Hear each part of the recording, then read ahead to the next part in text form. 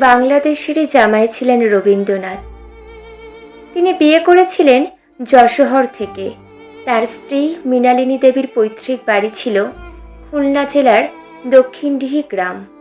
রবি ঠাকুরের বাবা দেবেন্দ্রনাথ ঠাকুর তিনিও বাংলাদেশেরই জামাই ছিলেন।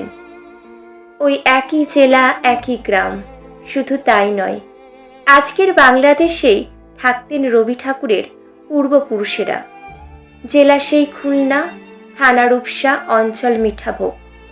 জমিদারি দেখাশোনার ভার নিয়ে ৩০ বছর বয়সে পূর্ববঙ্গে এসে রবীন্দ্রনাথ একটানা প্রায় ১০ বছর কাটিয়েছিলেন এই পূর্ববঙ্গে। এখানকার শিলাইদহতে বসেই তিনি লিখেছিলেন সোনার তরী, চিত্রা, চৈতালি, খনিকা প্রভৃতি কাব্যগ্রন্থের অজস্র সুন্দর কবিতাগুলি। লিখেছেন ৫০টারও বেশি ছোট গল্প। উদার প্রকৃতির মতো সহজ সরল লোকগায়ক ও বাউলদের সংস্পর্শে, যার পরোক্ষ ফলাফল রবীন্দ্রনাথের একাধিক লোকাঙ্গিকের গান।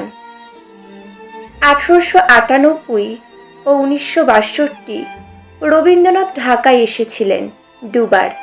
১৯৩৭ সালে ঢাকা বিশ্ববিদ্যালয় তাকে ডিলিট খেতাব দিলেও সশরীরে সেই সম্মান গ্রহণ করতে ঢাকায় আসতে পারেননি তিনি।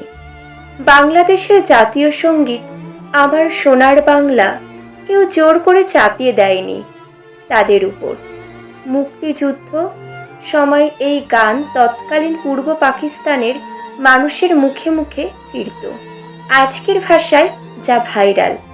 সেই কারণেই স্বাধীন বাংলাদেশ গঠিত হওয়ার পর জনগণের ইচ্ছাকে মান্যতা দিতেই গানটির প্রথম ১০ চরণ দেশের জাতীয় সঙ্গীত হিসেবে গৃহীত হয়।